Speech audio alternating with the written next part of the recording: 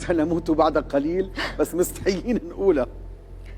إصابة شخصية مهمة جدا ومعروفة على صعيد العالم بسبب انفجار مدبر، وهذا الاعتداء بطال هذه الشخصية أثناء وجودها في طائرة خاصة أو في يخته بالبحر، أو يعني بقلب البحر وعلى سطح يخته الخاص. هلا مين وكيف على اليخت ما بعرف. نعم. حادث الطائرة بتشغل العالم ولن ينجو منها أحد للأسف الشديد، وذلك خلال الأشهر الأولى من هذه السنة، والعالم سيبقى مع الإعلام تحت الصدمة لمعرفة ظروف وأسباب سقوط هذه الطائرة. كيف وليه ما بعرف، وين ما بعرف.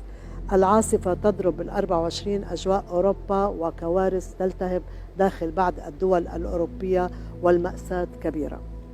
أنا عارفة حيقولوا عني بومي، راح يقولوا بومي. هلا انا بيني وبين حالي عم بقول بومي والناس عم بيقولوا لا بومي. بدي لك الاشياء المفرحه اكيد رح تشوفها الناس وبتعرفها، لكن الاشياء الكارثيه، هلا الاشياء الكارثيه بعيد عن المزح، في كونسنتريشن، يعني في هيك بشكل مركز توقعات. ما هو التوقعات المؤثره، يعني التوقعات المفرحه الناس بصراحه ما ايه مثل الانسان يعني عض كلب او الكلب يعني عض بدي اقول لك شغله، فوت على افلام السينما، العالم بتفوت على افلام الرعب، ما بتفوت على الافلام اللي بتضحك. صح.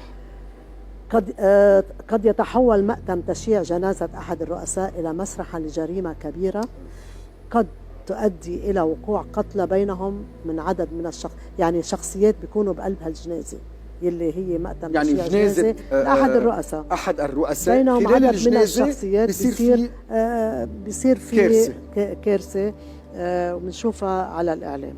حالات من الاختناق، بيموت حدا إلى جريمة قلتي؟ ايه جريمة خلال جنازة أحد السياسيين أو الرؤساء في جريمة تقع. نعم.